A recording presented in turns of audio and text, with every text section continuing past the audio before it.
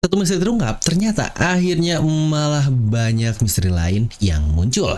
Yang memang kebiasaan lah udah sensei, tiap chapter bukannya ngebuka misteri lama, malah surplus untuk bahasan baru. Nah, guys, di sini kali ini kita akan mereview One Piece untuk chapter 1154. Dan setelah satu minggu libur nih, akhirnya Oda membuka chapter lagi. Dan seperti biasa, setelah libur pasti pembukanya sangat mantap sekali. Dan seperti biasa ya, karena ini video review Devilnomi, jadi pasti kita akan banyak membahas lebih dalam panel per panel, dan juga akan ada banyak pendapat dari saya pribadi channel Devilnomi, karena baik lagi ini namanya review ya dan bukan recap. Jadi pastinya saya juga akan mereview tentang berbagai pendapat saya dari apa yang saya baca di satu chapter ini. Jadi buat yang masih suka komen, bang bacain chapter aja, nggak usah pendapat lu, yang lagi-lagi itu namanya recap dan bukan review. Jadi buat yang butuh recap, kalian bisa langsung tonton video lain yang memang bahas recap aja, atau baca langsung manganya nih, biar tanpa ada bacotan dari saya. Kalau kalian memang tidak membutuhkan insight yang ada dari channel Devilnomi. Karena baik lagi, alasan review di Devilnomi memang biasanya kita cukup panjang, bahkan bisa setengah jam lebih, karena memang kita membahasnya akan cukup banyak detail dengan beberapa hubungan-hubungan, terutama hubungan lama yang ada di serial One Piece juga.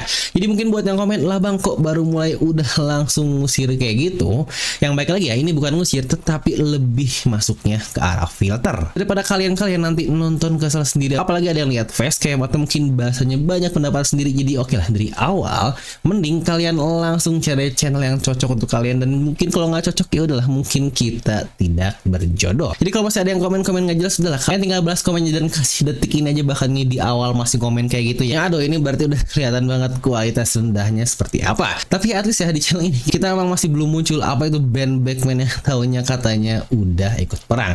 Jadi oke lah, mari kita langsung saja membahas untuk chapter 1154. Pastikan kalian tonton video sampai habis agar tidak ada informasi yang miss dan juga setengah-setengah, karena udah sudah masuk akal tapi akal bisa masuk. Nah, mari tanpa basa-basi lagi kita langsung saja. Wadaw.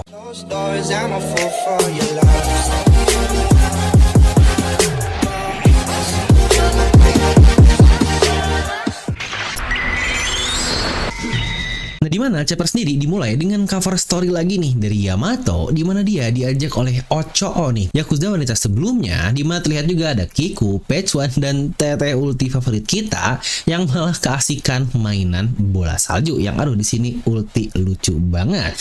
Dikatakan mereka mendatangi makam nih dari seorang pahlawan yang katanya terlahir di West Blue, yang kok tiba-tiba banget muncul West Blue dan di warna kuning. Siapa satu orang ini? Yang kalau dari makamnya sepertinya memang sudah cukup rusak banget ya, kayaknya udah cukup lama juga untuk rusakannya, yang bahkan mungkin apakah meninggalnya di era Kaido atau bahkan sebelum Kaido menginvasi dari Wano Kuni. Tapi selalu penasaran siapa pahlawan yang dikatakan di Wano Kuni ini, dan kenapa baru dimunculkan sekarang, apalagi tiba-tiba muncul West Blue. Yang apakah akhirnya kita mendapatkan nih manfaat dari perjalanan Yamato di cover story, karena toh bukankah judulnya tentang melayat ke makam-makam, alias kan kita tahu judulnya Holy Inari, Shrine Pilgrimage, yang itu udah mengunjungi istilahnya ke makam-makam.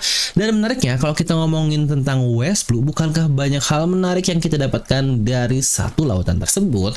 Contohlah Shanks aja, dia dikatakan terlahir dari West Blue. Dan juga terdapat Brook dan kaptennya Yorkie, Moria, mereka semua berasal dari West Blue juga. Untuk pulau terdapat Ohara, yang bahkan raksasa pun banyak dari West Blue seperti San Juan Wall, Saul, dan bahkan Ida pun sebelumnya kita ketahui kan kalau dia juga berasal dari West Blue ini. Tapi satu yang kepikiran menurut saya, apakah ada hubungan dengan Thrillbug dan juga Moria yang sama-sama dari daerah West Blue? Tapi apakah kalian tahu apa hal yang lebih menarik dari West Blue ini, dimana bahkan di SBS terbaru pun dikatakan kalau Gil Bastard adalah kru dari bajak laut Rocks yang memegang pistol yang kita lihat zombie dari Moria di arc Thrillbug lalu. Tetapi bukankah kita juga tahu kalau ada satu pulau menarik yang berasal dari West Blue, dan itu adalah pulau dari God Valley. Ini akan sangat berhubungan sekali sih dengan sebelumnya kita membahas tempat lahir Shanks, yang apakah karena mungkin dia terlahir di God Valley, maka dia terlahir di West Blue, yang bahkan perang besar dari bajak laut luar biasa Rocks yang muncul juga di chapter ini terlibat juga di satu insiden God Valley ini.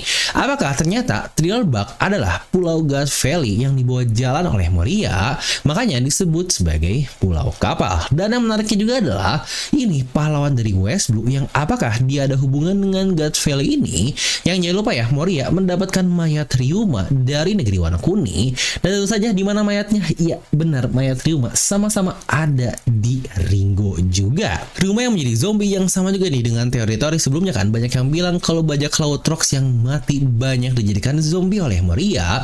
Yang apakah mayat pahlawan itu pun adalah bagian dari bajak laut Rox, atau bahkan Rox itu sendiri mayatnya ada di warna kuning. Yang wah, bukankah wadaw banget jika seperti itu? Tapi coba tuliskan pendapat kalian di kolom komentar.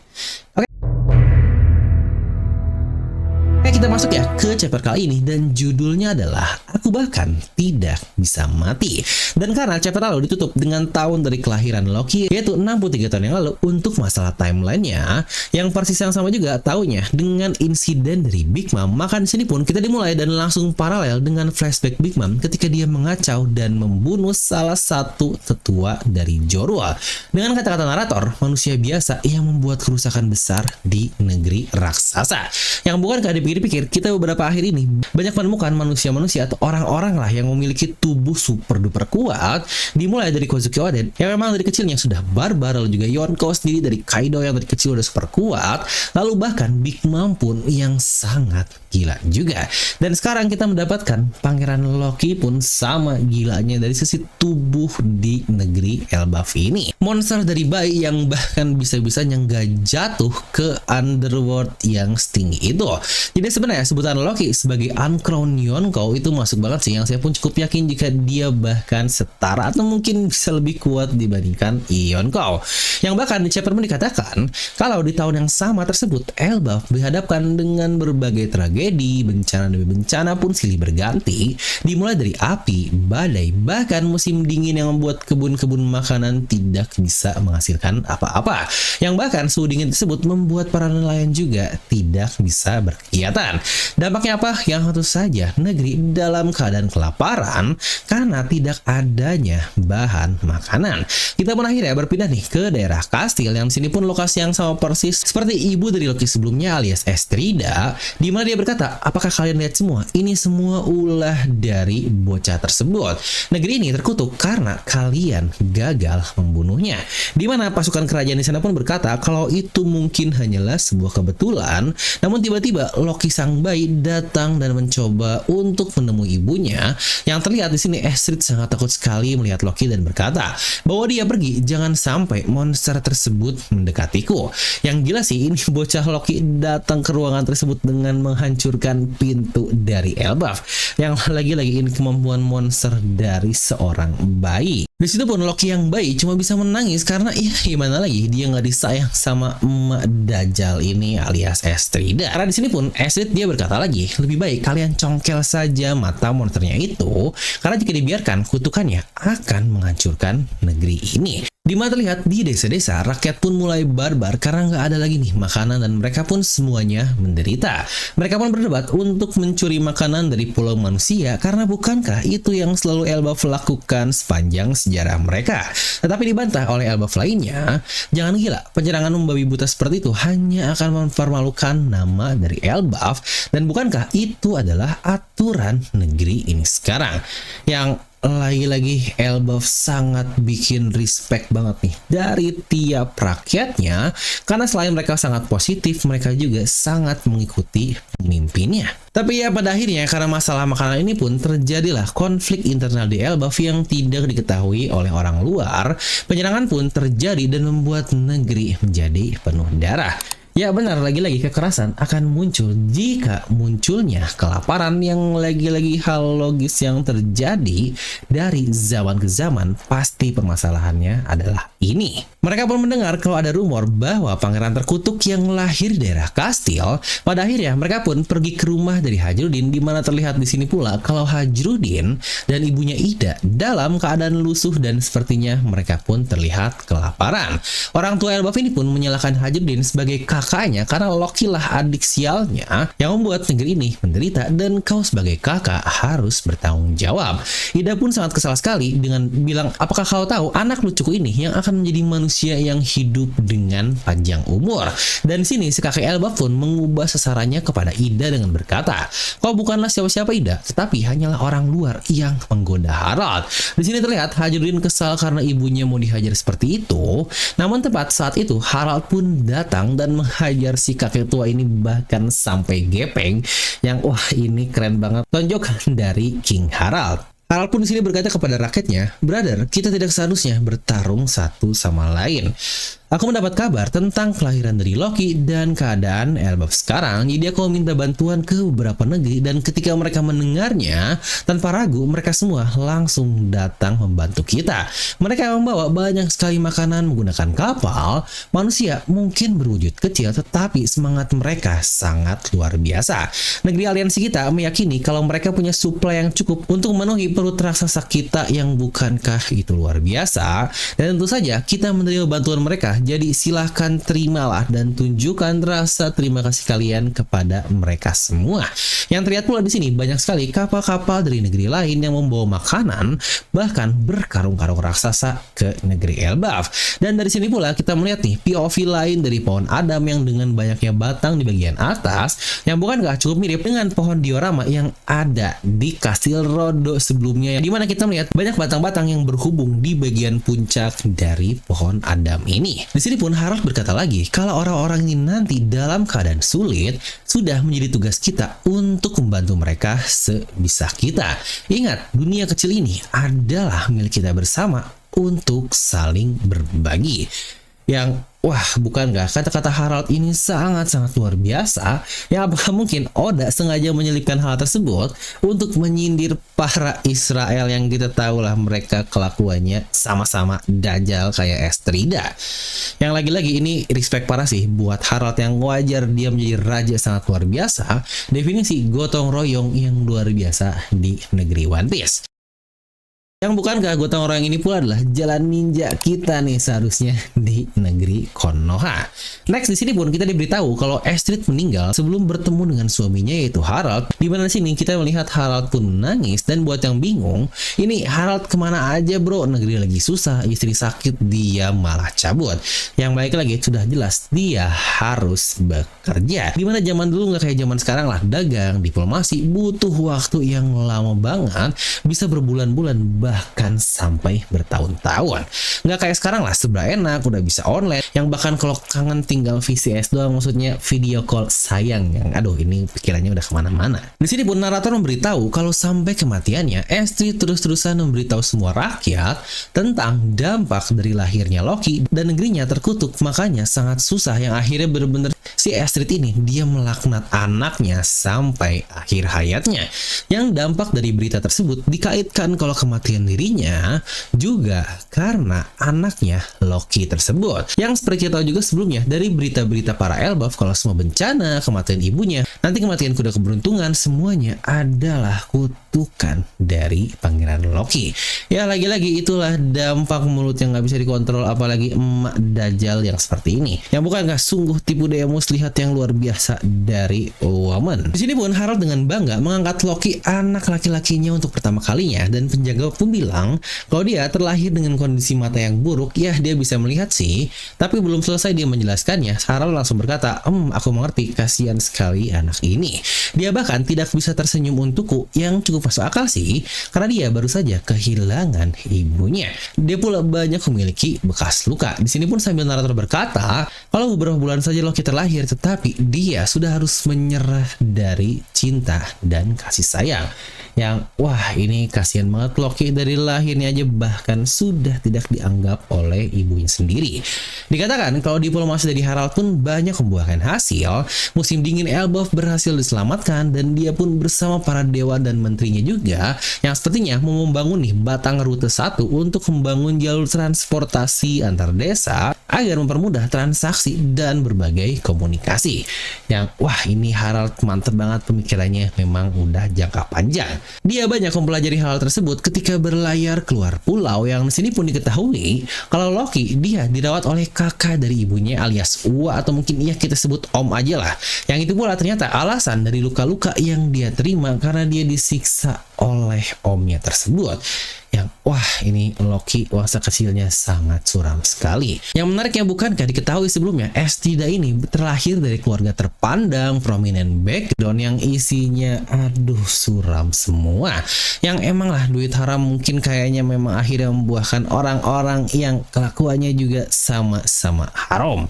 Di lain sisi Ida dia membangun bar daerah Underworld dan itu adalah bar yang kita lihat tempat awal Shanks berada sebelumnya. Di sini pun Hajudin takut kalau monster-monster akan mendekat ke bar tersebut. Namun ibunya Ida bilang kalau area patah ini membatasi area monster tersebut.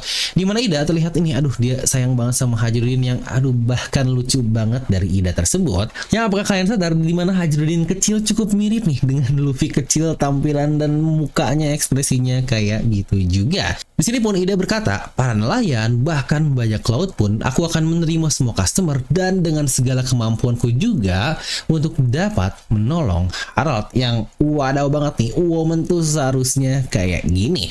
Bukan cuma mau enaknya doang tetapi ikut membantu yang banyak banget kontribusinya dari Ida cuan. Next kita berpindah nih ke 56 tahun yang lalu di rumah Jarul di mana Harald sedang bersantai berdua bersama dirinya dan Jarul pun bertanya kalau ada di TKP saat insiden referee terjadi Harald, dan Harald pun jawab, ya temanku adalah seorang raja yang diundang dan dia menyusupkanku menjadi salah satu pengawalnya. Aku tidak bisa menanyakan apa yang aku inginkan karena takut identitasku terbongkar. Tapi kalau pembunuhan tersebut tidak terjadi, aku pun pasti sudah ketahuan. Terkait rajanya, mungkin ini akan coba kita bahas nanti di bagian analisis. Di sini Jarul menjawab, kalau kau tertangkap itu adalah hal terakhir yang bisa kau khawatirkan. Apa kau pernah mendengar tentang kisah Galera perusahaan kapal? Ini lagi-lagi sih cuma ngikutin teks dulu ya, karena banyak banget versinya, ada Galela, ada Galera, bahkan ada Valera yang beda-beda. Tapi untuk ini kita mengikuti yang ada aja, yaitu Galera, yang bahkan mungkin sebutannya banyak yang menyebutnya sama dengan Galela yang ada di Water Seven. Harald menjawab, bukankah mereka para tukang kayu dari raksasa? Aku pikir mereka semua hanyalah mitos. Dimana Jarul sendiri pun jawab, tidak, mereka benar-benar nyata. Mereka berlayar sangat jauh dan mengirimkan surat-surat ke negeri Elbaf, dan saya sendirilah yang menerima surat terakhir dari mereka. Dikatakan kalau mereka semua tertangkap, bisakah kau percaya hal tersebut? Lebih dari 100 pejuang kita ditangkap menjadi tahanan, termasuk di dalamnya ada ras raksasa kuno. Di sini bahkan kita bisa melihat beberapa siluet dari karakter tersebut yang udah banyak banget nih dibahas di berbagai forum, mungkin juga di channel-channel lain, di mana ada satu orang yang cukup mirip dengan orang beku yang ada di Panghazard. Tapi baik lagi ya, ini masih spekulasi dan mungkin akan coba kita bahas dikit aja untuk teorinya, karena masih banyak banget miss timeline kalau kita mau cocok logikan. Harald pun akhirnya bertanya, apa kau pikir pemerintah dunia bertanggung jawab atas semua hal tersebut? Dan Jarul pun menjawab, tidak dapat dipungkiri kalau mereka bertemu musuh yang sangat kuat, bagaimanapun mereka sudah tenggelam di dasar lautan ini. Yang kira-kira kalau mereka sudah tenggelam di dasar lautan, tetapi taunya nanti muncul di Panghazard, kira-kira masih make sense atau logis atau enggak untuk hal tersebut. Karena kalau dari timeline, dimana Harald aja, dia bahkan saat ini udah berusia 98 pun tidak tahu tentang orang-orang tersebut, yang berarti raksasa dari Galera ini sudah beratus-ratus tahun sebelumnya, bahkan sebelum Harald terlahir. Tetapi buat yang nanya, kok Jarul bisa tahu? Ya balik lagi, jangan lupa dia adalah orang tertua dengan usia 300 tahun lebih. Yang pasti wajar banget lah untuk Jarul, dia melewati banyak masa dan akan tahu banyak hal. Nah kalau yang beku karena Aoki jadi Panghazard, yang masih bagus wujudnya, apakah si Galera ini lagi-lagi saya cukup sangsi, karena bahkan Kuzan aja umurnya masih berapa guys? Coba saat dia ngobrol bersama Jarul, yang bahkan Kuzan masih belum lahir pada saat itu. Yang apakah mungkin pemakan Hiei Nomi sebelum Kuzan? Ya bisa jadi sih, tetapi mungkin waktunya sangat lampau sekali. Di sini Jarul pun berkata terus terang kalau pasti ada alasan kenapa prinsipmu tidak berhasil dan itu semua tidak ada hubungan dengan dirimu, Harald. Dimana di sini pun Jarul dengan santuy dia sambil nyiram tanaman yang bukankah cukup mirip dengan kehidupan Gunvor sang dewa di Skypiea. Di sini Jarul pun berkata lagi, ada rumor juga kalau saya mendengar ada pasukan raksasa beku di daerah lain dan sepertinya orang-orang kita disebut sebagai musuh oleh dunia ini. Apakah Frozen Army ini yang dimaksud adalah pasukan Oars yang sebelumnya kita ketahui kalau mereka juga datang dari Pulau Dingin?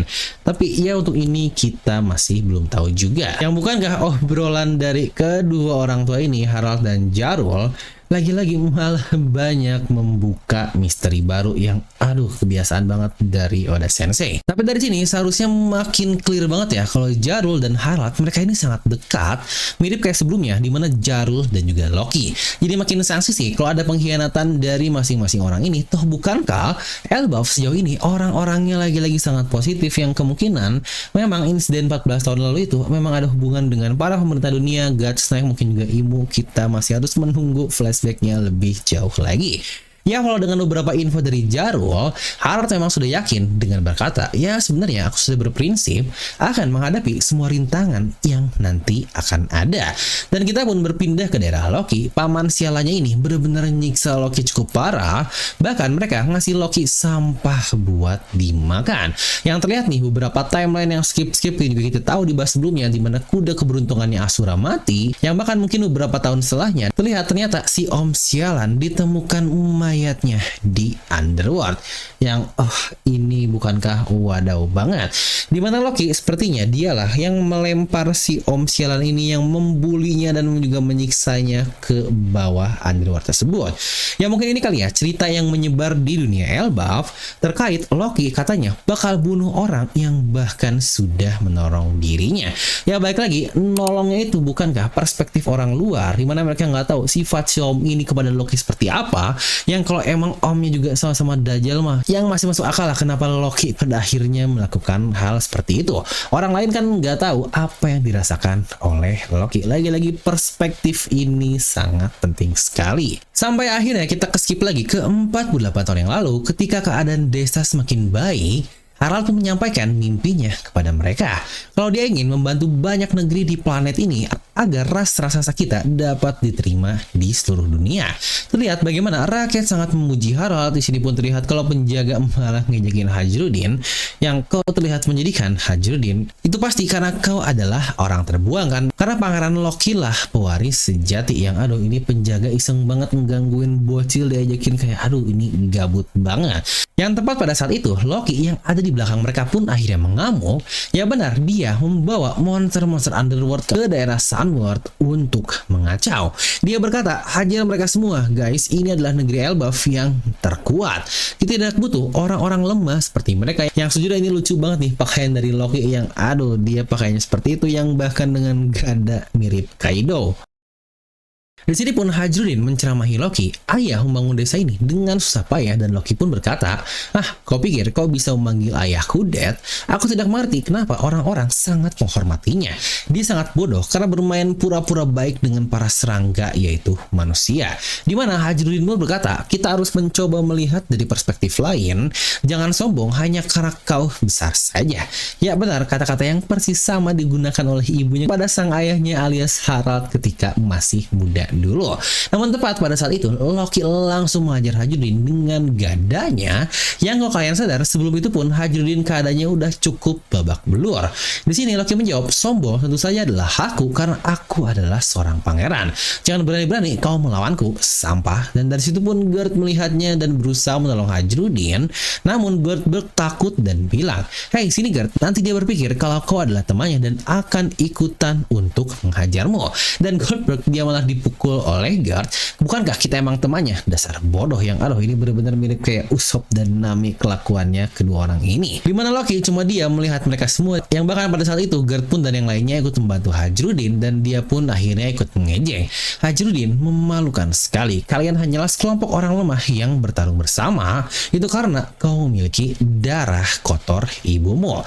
Di sini Loki pun ditegur oleh penjaga dari kastil dengan bilang, Tuan muda, kau terlalu berlebihan. Dia tetap anak dari raja juga, dan dia juga adalah seorang. Dan belum selesai ngomong dia pangeran, Loki langsung menghajarnya sampai bilang, jangan panggil dia pangeran. Narator pun berkata kalau Loki dia menyebarkan luka juga kehancuran, namun tidak ada dari itu semua yang berhasil mengisi kekosongan di hatinya.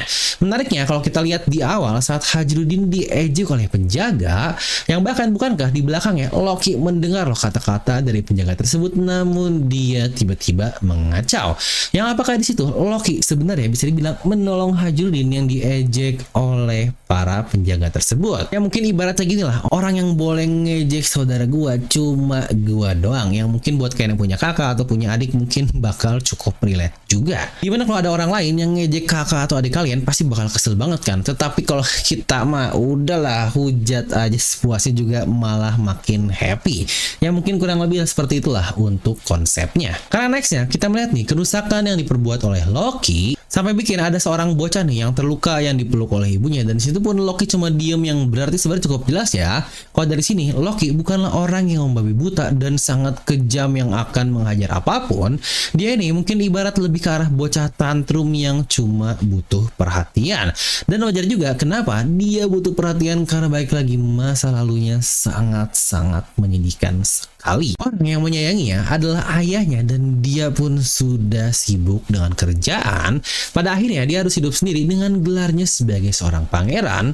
Makanya dari semua kekacauan yang dia buat, kita juga melihat kan pada akhirnya dia melompat dari Sunworld untuk terjatuh ke Underworld, dan dia pun sambil menangis. Yang wah, ini sejujurnya merinding banget sih momen Loki yang terjatuh dan menangis sendirian seperti itu.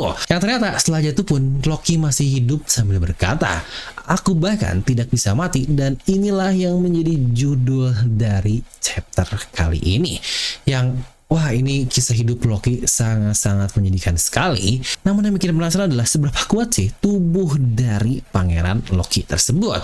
Bayi jatuh gitu dia masih hidup, ini bahkan masih bocah pun sama. Sedangkan sebelumnya kakaknya Hajaludin yang mau jatuh dari Sunworld naik kapal bareng-bareng yang lain aja udah merasa dia mau mati. Ya bukankah gapnya sangat jauh sekali? Dan momen jatuh gini bukankah sangat mengingatkan kita ke momen Kaido yang hobinya mati dan bahkan pernah terjatuh dari pulau langit juga tetapi masih hidup dan masih sangat bugar sekali. Yang bahkan dari pakaian Loki dan juga senjata yang dia gunakan ketika masih kecil bukankah mirip dengan Kaido juga. Dan tepat di saat dia menangis, tiba-tiba ada gunung Elbaf yang terpotong. Apa-apaan pulau ini? Dimana pintu masuknya? Di lain sisi, monster-monster dari Underworld pun terlihat panik dan mencoba untuk memberitahu Loki. Dan situlah terdapat 4 orang yang datang dan bertemu langsung dengan Loki ini. Mereka bilang, "Oh, akhirnya kita bertemu dengan seseorang. Benar kan? Ini raksasa." Yes, ini pasti Elbaf. Yang tentu saja kita dapat mengenali orang-orang ini dengan jelas. Di mana orang pertama adalah Shiki. Dari tertawa juga udah kelihatan kan, di mana ketawanya adalah jihahaha. Dia bilang, lihat bocah tersebut, dia memiliki wajah yang sangat iblis. Dan orang kedua adalah Shirohige alias Edward Newgate. Dia pun berkata, "Aku tahu dia adalah seorang raksasa, tetapi bukankah dia terlalu besar? Hei bocah, kenapa kau menangis?" Dan satu orang lagi adalah wanita yang sudah jelas dia adalah Stussy Chuan, yang bukankah dia adalah tante favorit kita semua nih, Tante Stussy yang aduh ini tante favorit kita. Dan chapter sendiri pun ditutup dengan kemunculan karakter yang wah, kita sudah tunggu-tunggu sejak lama sekali. Yes, dia adalah tidak lain dari Rox di JB. Dia memiliki rambut yang unik, 2 corak rambut dengan warna putih dan garis-garis hitam, dan mukanya sangat-sangat mirip sekali seperti Teach alias Kurohige. Ya benar, karena narator pun berkata jika dia memang adalah ayah dari Teach. Yang jelas sih benar-benar udah bisa bikin strong impression banget dari satu karakter Shebek di awal kemunculannya, yang bahkan timelinenya sebenarnya sangat tua sekali. Dia berkata, "Baik bocah, aku harap kau menjawab iya dari 2 pertanyaan ini. Aku bukan tipe orang yang suka dengan jawaban tidak. Pertama, ini adalah Elbaf kan, pulau dari para raksasa. Kedua, Harald juga ada di negeri ini kan." Dan akhirnya chapter pun berakhir di situ, dimana beberapa hal menarik yang bisa kita lihat adalah skala nih antara manusia biasa dan Loki kecil ternyata sejauh itu. Dia mungkin di atas ya karena lagi-lagi sesama raksasa para Elbaf, jadi walau dia besar tetapi dibandingkan orang dewasa Elbaf ya tetap saja lebih kecil. Di sini bahkan jika dibandingkan dengan manusia jauh banget untuk ukurannya beda banget. Dan terkait skala pun cukup bingung nih, Rox ini kok kelihatan setara kayak Shirohige ya, padahal bukankah dari siluet sebelumnya ya dia besar sih mungkin 2-3 meter tetapi nggak sebesar Shirohige yang sampai 6 meter. Untuk Shirohige sendiri, dia sudah memegang Naginatanya di chapter ini. Dan Shiki, untuk Shiki dia Wano Kuni banget. Apakah Shiki benar-benar seorang samurai Wano Kuni? Karena bahkan di sini dia menggunakan corak 5 clover, dan di sini dia menggunakan 2 pedangnya juga yang sudah kita ketahui, yaitu Oto dan Kogarashi. Dan penting juga nih yang dikatakan oleh narator, kalau inilah orang yang Harald lihat di Reverie 8 tahun yang lalu. Orang ini alias Rox, dia sendirian membunuh seorang admiral angkatan laut dan menghilang tanpa jejak. Dari situlah akhirnya dia mendapatkan bounty yang sangat besar. Yang bukankah ini chapter yang waduh banget, yang aduh lagi-lagi ternyata reviewnya harus panjang lagi. Ini kita sampai duduk karena capek juga berdiri untuk ngomong bacot selama itu. Tapi ya buat yang nanya, bang nggak bisa diperpendek apa nih untuk ngomongin review kok selalu panjang-panjang mulu? Yang sejujurnya masalah scripting tiap review itu saya nggak pernah ada bagian yang di-cut. Dimana dari saya baca chapter, saya melihat panel itu langsung saya keluar aja apa yang ada di pikiran saya, dan akhirnya ya seperti yang kalian tonton sebelumnya, dimana mungkin banyak yang detail dan banyak juga membahas hal-hal lama. Karena ya lagi-lagi untuk chapter yang lebih penting memang biasanya banyak menghubungkan banyak hal, dan contohnya di satu chapter ini. Dan mungkin kita masuk ke sesi analisis yang nggak usah panjang-panjang lah untuk bahasnya, kita akan bahas secara singkat saja. Tapi lagi-lagi mau promo dikit lah untuk buat kalian juga yang ingin join membership Devil Nomi. Sekarang turun harganya cuma goceng-ceng-ceng alias 5.000 rupiah dong. Yang bahkan bukankah sekarang es teh manis saja banyak yang sekarang sudah di atas 5.000. Nanti kalau kalian join di sebelah nama kalian akan ada badges berry seperti ini yang makin lama kalian join makin berubah juga untuk si warna dari badgesnya, yang akan terlihat makin eksklusif lah kalian dibandingkan sama yang lain. Serta kalian juga bisa mendapatkan stiker dan emoji lucu ini yang bisa kalian pakai untuk misu sana lah di kolom komentar di bawah. Dan buat kalian yang pengen join bisa langsung klik tombol join di sebelah tombol subscribe. Dan ini juga cukup aneh sih buat kalian pengguna iOS atau mungkin iPhone, itu dimana tombol join tidak muncul dan kalian bisa langsung gunakan barcode di atasnya, atau bahkan bisa langsung klik link yang ada di deskripsi untuk join membershipnya. Lagi-lagi cuma goceng dapatkan hal-hal seperti tadi. Nah, atur thank you para player. Sekarang kita kembali untuk pembahasan ke chapternya. Event ini sendiri 48 tahun yang lalu, setidaknya kita tahu ya usia Shirohige saat itu adalah 26 tahun, dan untuk Roger sendiri pada saat itu berarti 29 tahun. Untuk Rox emang kita masih belum tahu dia usianya berapa karena toh bahkan baru ditunjukin juga. Ya mungkin kalau case-nya mau diparalelkan dengan Luffy sebelumnya, dimana Luffy sekarang 19 tahun dan Teach sekarang 39 tahun alias beda sampai 20 tahun. Yang apakah jika Roger dan Rox beda seperti itu juga, mungkin Roger 29, Rox di 49 yang juga beda 20 tahun. Yang 49 tahun untuk ukuran Rox yang kita lihat tampilan di sini sih masih masuk akal ya, karena dia terlihat seperti om-om yang udah lumayan tua. Tapi ya mungkin 30 akhir atau 40-an masih pas lah untuk usia dari Rox ini. Bukankah usia 40-an adalah usia-usia peak dari seorang manusia? Yang berarti cukup lama juga ya ini New Get dia bareng dengan Rox, yang pantas kan 10 tahun setelahnya di God Valley dia bisa dengan santuy ngata-ngatain kaptennya bodoh, cerobok. Ya walau terpaut mungkin gapnya cukup jauh dari umur jika Rox usia seperti yang tadi kita bahas, tetapi ya lagi-lagi kita masih belum tahu untuk hal tersebut.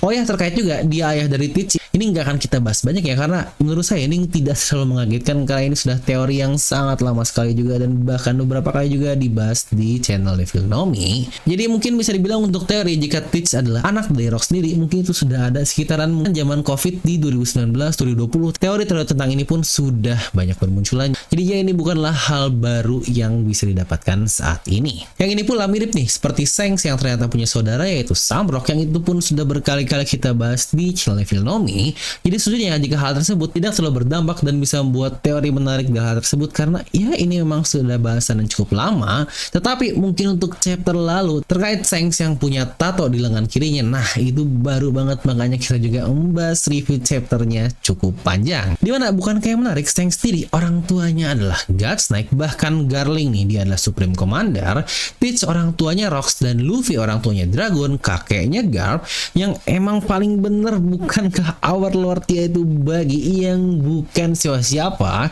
bukan seorang pewaris, dia seorang perintis yang tahu-tahu menjadi seorang Yonko. Yang ini respect parah nih untuk Our Lord kita yaitu Buggy. Atau mungkin tahu-tahu jangan-jangan dia nantinya adalah anak dari Imo, yang wadaw nih Buggy bener-bener out of nowhere banget. Dan terkait Rock sendiri, kenapa dia bisa ke referee, untuk hal ini pun kita masih belum tahu. Apakah dia penjaga dari sebuah negara, dan persis seperti Harald saat itu, raja yang Harald maksud juga kita masih belum tahu siapa, yang sepertinya bukan Rock ya. Karena dikatakan dari kata-kata narator, event itu dibilangnya orang inilah yang Harald lihat di referee. Jadi cukup jelas jika Rock bukan teman raja yang dimaksud oleh dirinya tersebut. Ya mungkin untuk temannya adalah manusia kali ya, raja manusia, dan Harald pun coba ngobrol ke dia, boleh nggak aku ikut untuk pergi ke referee yang ini gokil banget. Berarti si raja temennya ini sangat baik karena mau menyusupkan Harald yang seorang raksasa, apalagi raksasa kuno, untuk datang ke referee yang respect banget temannya, tapi kita masih belum tahu siapa, jadi kita masih harus nunggu. Dan untuk Rock sendiri, dia sama gilanya awal kemunculannya, tahu-tahu langsung dikasih fit yang membunuh Admiral Angkatan Laut seorang diri, single handedly, yang wah, ini Admiral bos gila parah. Dimana bukan gak sejauh ini cuma dialah orang yang berhasil membunuh Admiral. Selama cerita berlangsung belum ada yang bahkan untuk melukai pun belum ada yang sampai parah. Luffy ya masih jauh banget lah melawan Kuzan, Akainu, dan bahkan Kizaru masih sangat jauh sekali Luffy untuk ke taraf melukai seorang Admiral sampai cukup parah. Sayang Green Bull ya itu mah cuma haki doang, bahkan sampai nggak tarung. Atau mungkin Akainu versus Shirohige, untuk ini pun saya masih bilang dengan jelas tidak. Ya walau Akainu sempat digeprek oleh Shirohige, tetapi dia masih jauh lebih kuat untuk bisa meratakan sisa kru dari seorang Yonkou Shirohige, yang berarti masih jauh jika harus dibilang Akainu saat itu sudah kalah. Dan ini Rock sekali muncul fitnya langsung membunuh seorang Admiral, yang wah, ini gila banget sih fit dari Rox di awal kemunculannya. Yang kalau dari siluet lama dia pengguna pedang ya, dan apakah mungkin juga dia adalah pengguna buah iblis? Apakah Yami yang persis sama seperti anaknya Teach juga? Tapi ya emang klise banget sih, tetapi banyak juga faktor pendukungnya. Yang menariknya kalau kalian sadar, anaknya sendiri yang sekarang jadi penguasa Hachinosu kayak bapaknya, dia ingin menjadikan negeri itu sebuah raja agar bisa datang juga untuk pergi ke referee, yang lagi-lagi darah emang tidak bisa berbohong. Tapi apa mungkin bang kalau Kurohige tahu jika dia adalah anak dari Rox tersebut? Menurut saya untuk kali ini pun saya cukup yakin jika Kurohige tahu tentang hal tersebut, karena bahkan sekelas Goro saja dia tahu kan Saturn bilang kalau dia punya special line edge, dan bahkan krunya pun kaget kalau Saturn tahu tentang hal tersebut. Jadi ya mungkin krunya juga tahu alasan tersebut, yang akhirnya mereka mengikuti Teach, yang pasti untuk krunya tahu, Teachnya juga pasti tahu juga. Dan mungkin juga nih yang banyak dari komen sebelumnya dengan bilang, apakah bang jangan-jangan orang yang percaya sama Loki dan akhirnya peduli padanya, yang sampai telepon-teleponan alias Mosa, adalah Ida? Yang lagi-lagi bukankah ini teori yang menarik dan sangat masuk akal juga? Karena tahu bukan nggak, kita belum tahu gimana kabar Ida sekarang, dan momen Elbaf yang dalam keadaan sekarang hancur persis sama ketika dia langsung bilang tidak bisa menelpon Loki lagi. Jadi apakah Mosa adalah Ida menurut kalian? Coba tuliskan di kolom komentar. Itulah untuk video review kali ini. Yang kesel banget sih emang chapter-chapter seperti ini juga, dimana banyak banget misteri baru yang muncul yang sebenarnya bisa di-expand jadi satu bahasan teori sendiri, yang mungkin tahu ujungnya ke Ben Beckman, yang enggak itu jadi sangat ngawur lagi. Yang sebenarnya pengen juga sih untuk bahas banyak uploadan bahasan teori di hari-hari biasa selain bahasan review. Ya seperti banyak juga nih requestan dari kalian, bang rajin dong uploadnya dan bahas juga teori-teori yang ada dari chapter atau mungkin teori-teori yang lain. Tapi ya lagi-lagi sejujurnya saya juga sangat pengen sekali untuk melakukan itu, tapi ya lagi ada banyak kesibukan lain nih. Dan menariknya banyak juga nih nakama-nakama kalian yang nyasar ke akun saya satu lagi yang ngebahas tentang saham. Yang sepertinya bukan nggak memang kalau dilihat dari geografi di umur-umur segini, bukan nggak cocok juga untuk ngomongin masalah investasi, terutama investasi saham yang memang juga keahlian saya di bagian situ. Yang sekalian juga deh buat kalian yang emang udah punya penghasilan sendiri dan ingin mencoba untuk investasi, dimana boleh banget nih mampir ke link yang ada di deskripsi. Dimana saya ada nih series pembelajaran di email selama 7 hari yang ini gratis banget nih buat kalian yang pengen, tinggal klik link yang ada di deskripsi aja. Tapi oke lah, kita langsung aja nilai untuk chapter kali ini, karena lagi-lagi sangat mantap. Tanpa babi bu, langsung 10 dari skala 10. Yang gak usah bacot lah, ini chapter yang luar biasa. Yang fix ya emang sesuai prediksi lama kita, kalau flashback dari Elbaf pasti akan mengungkap banyak sekali hal. Karena dari Loki saja kita mendapatkan hubungan dengan Rock dan bakal ada hubungan dengan God Valley juga, yang berarti kemungkinan besar nanti God Valley pasti akan disindir atau bahkan dijelaskan lengkap di satu flashback ini. Apakah mungkin Harald harus terlibat juga di insiden God Valley tersebut? Ini buat yang nanya, kok saya udah kayak ngantuk nih, emang udah lumayan ngantuk nih karena sekarang udah ya nggak malam banget sih, jam 10:30 mungkin kalau kalian lihat. Jadi ini biasa tidur cepat, mulai kunang-kunang nih masa jam segini. Itu aja untuk satu video kali ini, dan juga sebenarnya saya ada produk dari Bajak Laut Rocks untuk kaos dengan desain yang sangat simple, tapi ini bajunya lupa disimpan di mana. Jadi buat kalian pengen, nanti gambarnya akan saya tampilkan saja di layar. Buat kalian yang pengen seperti biasa kan bisa langsung klik tag produk yang ada di bawah kiri ini. Semoga kalian terhibur dengan video ini. Like aja video kalian suka, di selanjutnya jangan lupa untuk subscribe dan juga share ke teman kalian. Gue udah pamit, and I'll see you guys next time.